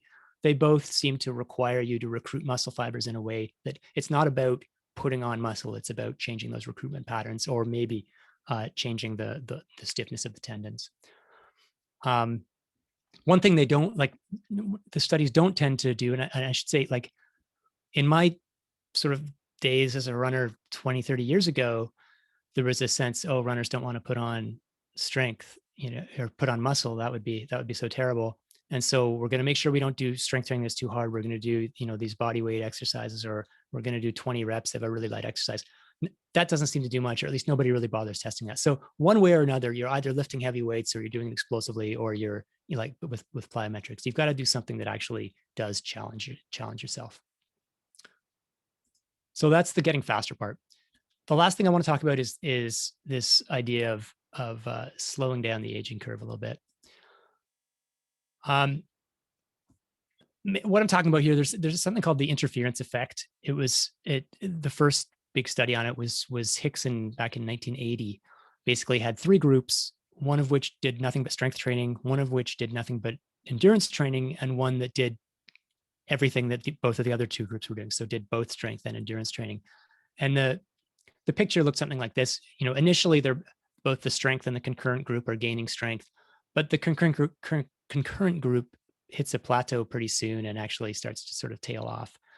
And this has been replicated lots and lots of times. If you do strength training and endurance training, the endurance training hinders your growth, even compared to what you would, even if you're doing exactly the same strength training as someone who's not doing the endurance training. And this is important in a couple of contexts. One is when you superimpose this on top of the sort of the usual progression of sarcopenia. So once you hit your 30s, you're losing muscle mass. I can't remember. It's something like 7 to 10% typically per decade, I think, of your muscle mass. It's substantial. And so if you've also got this interference, if you're someone like me who's been running a reasonable volume for the last 25 years, it's like you're also suppressing your ability to put on muscle, or even to stem the loss of muscle. And so you have the risk, again, like as I was saying, you have the risk of getting to your senior years and actually having trouble with daily activities of living. But also, just in a more immediate competitive sense, there's data like this. This is a study from about a decade ago from France, where this was a cycling study where they gave 10 weeks of leg strengthening, so knee extension exercises, to a bunch of cyclists. And one of their groups was a young group in their 20s, and they saw a 4.1% improvement in efficiency. So just in line with what you saw in the running literature, you're getting a 4% boost. This is great. It's fantastic. Exactly what you expect. They also had a group with an average age of 51, and they saw after 10 weeks a 13.8% improvement in efficiency. I mean, this is bonkers. It's huge. And there's been similar data in running since then. And so what it suggests, I mean, they weren't doing biopsies or anything, but what it suggests is that if you're an endurance athlete, in your 40s, 50s, and beyond, there's a good chance that your muscle mass, or your strength, or some aspect of strength that is affected by resistance training, is at such a low level that you're all it takes is 10 weeks and you're seeing huge improvements. That you're below the young people. They naturally have enough muscle that maybe the strength training is good, but not amazing. But the older you get, the more important strength training becomes. So how do you fight this interference effect? There's been lots of debate over the years about what causes it, whether it's just that, if you're doing endurance training, you're too tired to really lift as hard as you would otherwise. Over the last decade, there's been a lot of sort of biochemistry looking at signaling pathways, and the mTOR pathway, which is involved in building new muscle, is suppressed by the AMPK pathway, which is involved in endurance adaptations. And so if you do it, and those two pathways interfere, and you can't switch from one to the other sort of instantly. So if you do an endurance workout, then you're not going to get as much adaptive response from your strength training workout. So that led to a lot of talk about getting the order of training right. Oh, you should always do the most important workout first. And that's still true. But more recently, there's been some interesting research from a guy named, or at least led by a guy named Keith Barr at UC Davis, who's a Canadian guy, actually, he's from Burlington, focusing on the effect of actually energy deficit. So the idea here is that your body's very sensitive to various forms of stress, including energy deficit. And if it's sensing this stress, if your muscle cells have been exposed to energy deficit, they're more likely to sort of stay in a rest and repair mode, be conservative rather than building up new muscle, which is then going to require lots of energy to sustain. So if you're consistently going into energy deficit, then that may be, which endurance athletes often are, that may be one of the reasons you can't put on muscle. So I'll finish off just with some of Keith's, the one practical part of this talk. I'll finish off with Keith's advice for how you'd fight the interference effect for endurance athletes. One thing he recommends is that he's in the school of lift heavy, do heavy weights. His rationale is that, look, you can trigger the anabolic process in different ways. As long as you're lifting to failure or near failure, you can do that by failing after 6 reps, or you can do that by failing after 30 reps. You get roughly the same anabolic effect.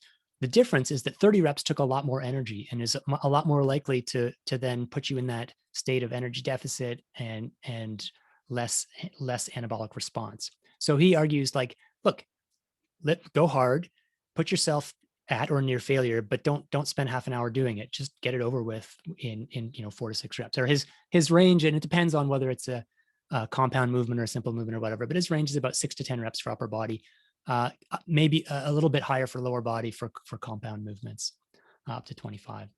And that's the point at which you would hit failure. He's also an advocate of lifting with a slow cadence to decrease tendon stiffness. So this is, and by lifting heavy, you sort of automatically get a slow cadence, at least for the latter half of the set. And his work and other research suggests that will actually help decrease tendon stiffness. Now, there's a little bit of a conflict or a paradox here, in that a few slides earlier, I was saying you need to do explosive movements, plyometrics, to increase tendon stiffness to improve your running economy. So if both these ideas are correct, then it suggests there's a trade-off, and that you have to sort of pick your pros and cons, or your costs and benefits, between focusing on the type of explosive movements that might increase your tendon stiffness, which would improve your economy, but maybe raise your injury risk, make you a little more fragile, or whether you want to do slow cadence, decrease your tendon stiffness, sacrifice a little economy, but stay healthy. So it may depend on the context and on the athlete and the situation. In terms of avoiding that energy deficit, he would say it's not enough to just sort of have a protein shake before your strength workout. You have to focus on getting enough protein throughout the day. His guideline is 1/4 gram per kilogram of body weight of protein, 4 to 6 times a day. That's fairly in keeping with other research, like the research from Stuart Phillips at McMaster. So it's an emphasis not just on one moment in the day getting your calories or your protein in, but throughout the day. And finally, the timing, actually, in Keith's view, timing isn't as important. As long as you're fueled, it doesn't really matter when you do your workout. But there's other people who would argue that you can optimize things by, if you're doing an endurance workout, then a strength workout, if you can space it out rather than doing them as back to back, if you can space it out by 3 hours, that'll give time for this sort of signaling interference to clear up. And so you'll be more receptive to the strength workout. I would say, this is an interesting idea. The gains from that are likely to be pretty marginal. So I would put that sort of secondary behind fitting it into your life, fitting it into your training, your recovery plans, whatever else is going on. We don't necessarily all have the flexibility to sort of plan the timing of our workouts just based on the possibility that we might get a couple % extra boost from it. So that's Keith's take on avoiding the fate of the scrawny endurance athlete, and hopefully racing a little bit faster too. So with that, I will wrap it up. Thanks again, Rich, for having me, and thanks to all the speakers and to everyone who attended this evening. Awesome. Thanks, Alex. That was great. So while we were on the talk, I sold my bike on Kijiji, and I am throwing my running shoes out, and I'm just going to lift heavy. It's not worth it. It's absolutely, you at the beach this summer, you'll be glad you did. Yeah, exactly. It's funny.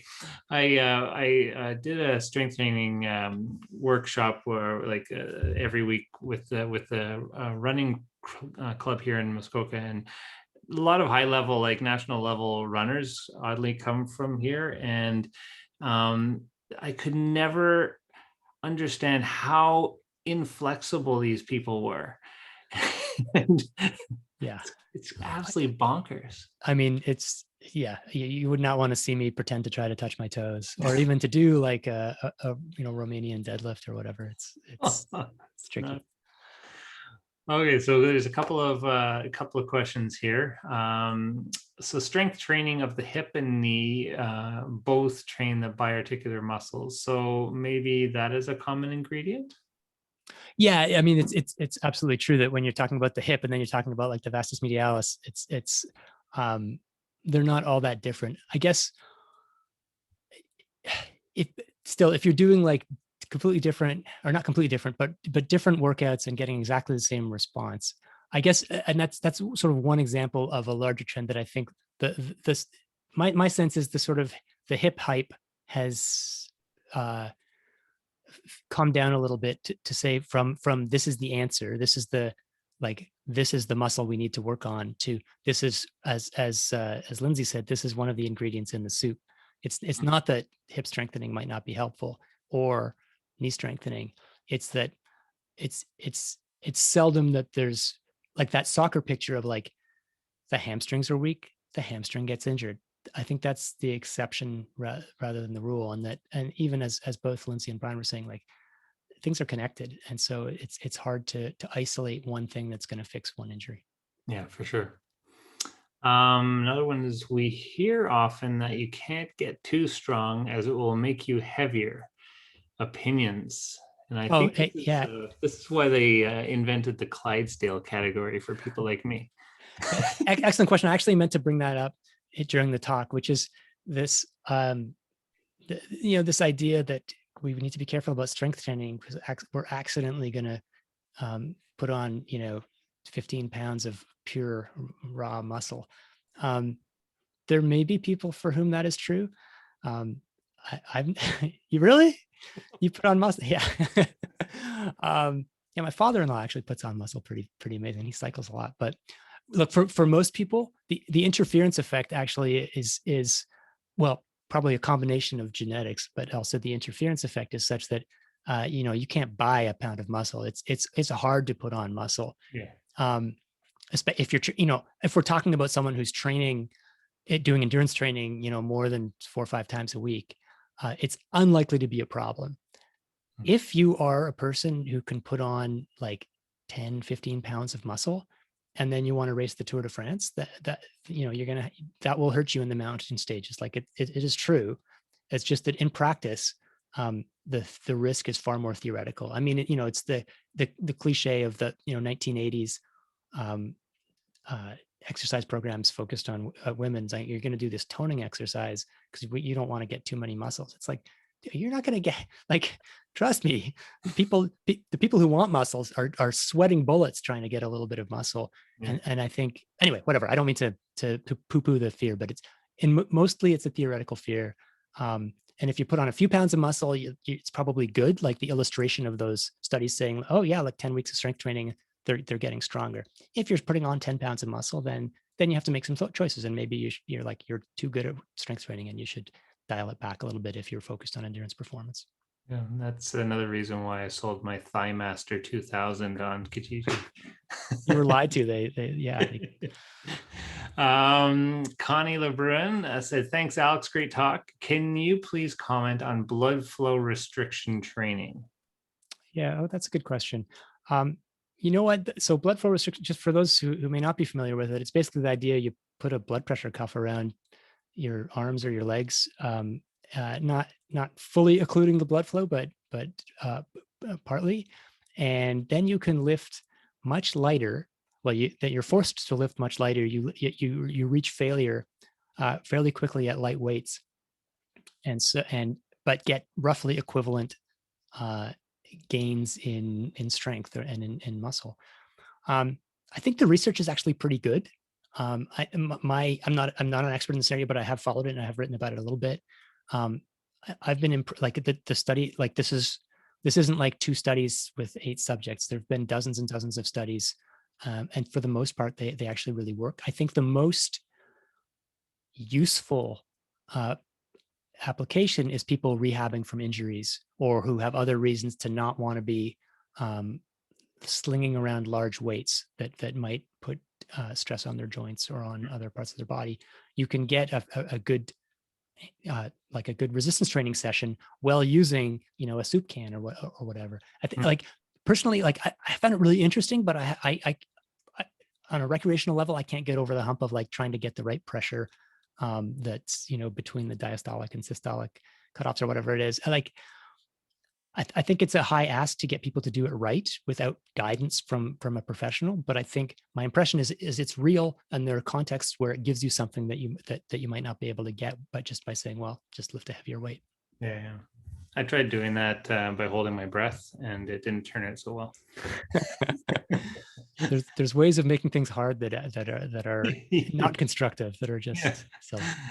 Okay, another question is, so are we saying endurance athletes like runners would benefit from staying stiff, not flexible in a performance way? Yeah, there's good literature that is in fact the case. There's literature among recreational and endurance athletes. So you just cross-sectional literature, you take a whole bunch of people and you say, do the sit and reach test. And now we're going to test your running economy. And the people who are the stiffest tend to have the best running economy. And there was one cohort that was elite, like international class British runners. And there was another one that was just like college volunteers in Wisconsin or something like that. So yeah, it's pretty well established that flexibility is inversely correlated with running economy, which is great until like you try to sit cross-legged on the floor or you injure something. So that it's great until it's not, and it's hard to know where the knot is. Yeah. So Richard Gowdy says, I've read that as athletes get into their 50s or like me in my 60s, they might benefit from replacing some of their weekly scheduled cardio endurance activities with a strength day instead of squeezing it in for a double workout per day. Can you offer a brief comment?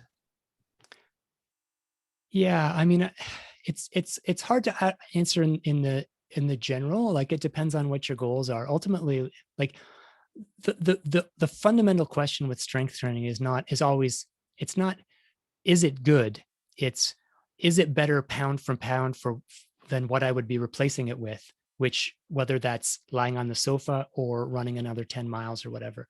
And so for the classic answer for like 21-year-old serious distance runners is like, I believe in strength training, but I'm running 110 miles a week. And after that, I'm just a thought in my back. And I don't believe that this strength training is going to help me more than doing an extra 10 miles.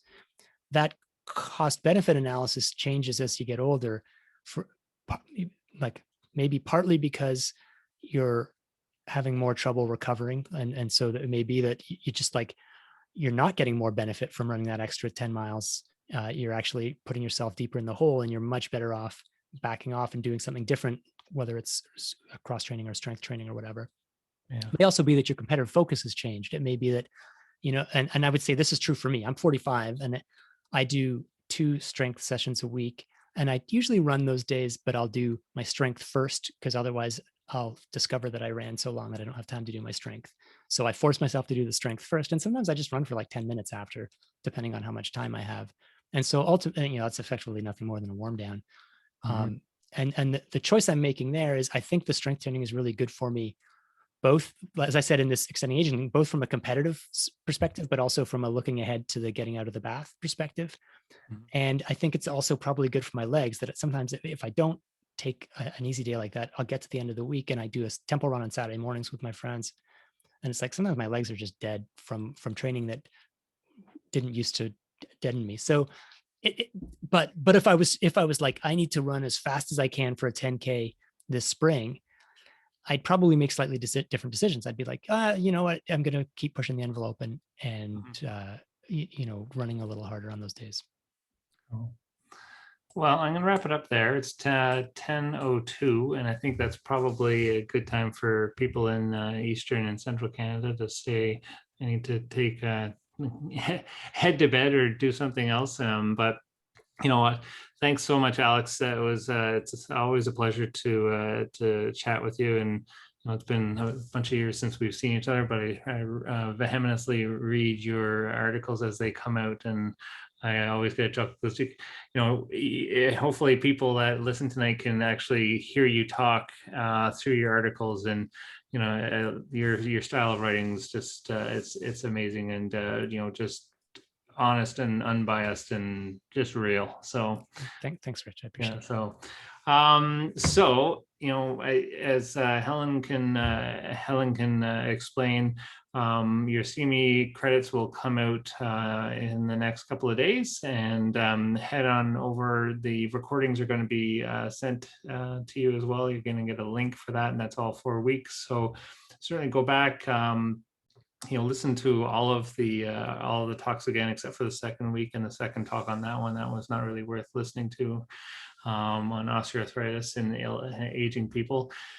And also, you know, keep an eye out on the Chasm social media feeds and the website for the upcoming podcasts that we are going to be having. And we've got one in the queue, and we've got many more on the way. And thank you so much for taking time out of your busy schedules to join us for this. And you know, as Helen just put out on the chat, you know, check out the events page on the Chasm website to sign up for the next couple of sessions. So I'll say adieu, bonne nuit, and good night to all. Good night. Thanks so much, Rich, for hosting these. It's been great. Pleasure. Nice evening. Goodbye, everyone.